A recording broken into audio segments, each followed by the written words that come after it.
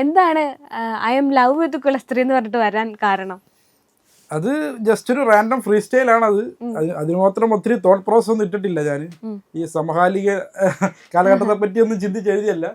ആ മ്യൂസിക് എനിക്ക് കേട്ടപ്പോൾ ആ ബീറ്റ്, ആ ഫ്ലൂട്ട്, എസ്പെഷ്യലി ആ ഫ്ലൂട്ടും ആ ബീറ്റും കേട്ടപ്പോൾ എനിക്ക് സംതിങ് ഡിവൈൻ, ഒരു ഒരു ഒരു കുലസ്ത്രീ, അല്ലെങ്കിൽ ഒരു കുലസ്ത്രീ എന്നുള്ളതിലുപരി ഒരു നമ്മളെ ഭരതനാട്യം മോഹിനിയാട്ടം കളിക്കുന്ന ഒരു സുന്ദരിയായ ഒരു സ്ത്രീ, ഇതൊക്കെയാണ് എൻ്റെ മനസ്സിൽ ഇമാജിനേഷൻ വന്നത്. അപ്പൊ ആ ഒരു മൊമെന്റിൽ ഞാൻ ഐ എം ലവ് വിത്ത് കുലസ്ത്രീ എന്ന് പാടിയതാണ്. അതിനകത്ത് ഒരുപാട് തോട്ട് പ്രോസസ് വന്നിട്ടില്ല. പിന്നെ അതങ്ങ് കുലസ്ത്രീ എന്ന് പറഞ്ഞ ആ കോൺസെപ്റ്റ് പിടിച്ചങ്ങ് പോയി. പിന്നീടാണ് അത് മൊത്തം ചർച്ചയായതല്ലേ? അത് ചർച്ചയായി.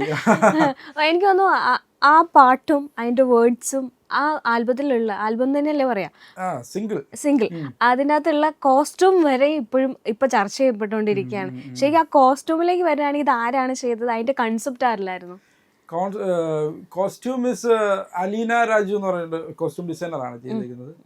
അത് ആക്ച്വലി നമ്മളെ ആ പാട്ടും അതിൻ്റെ ഒരു ഇൻസ്ട്രുമെന്റേഷനും അതിൻ്റെ ഒരു വൈബും ഒരു ക്ലാസിക്കൽ എറയിലേക്ക് പോകുന്ന ഒരു മോഡേൺ ആണെങ്കിൽ തന്നെ അതൊരു ക്ലാസിക്കൽ ടച്ച് ഉണ്ട്.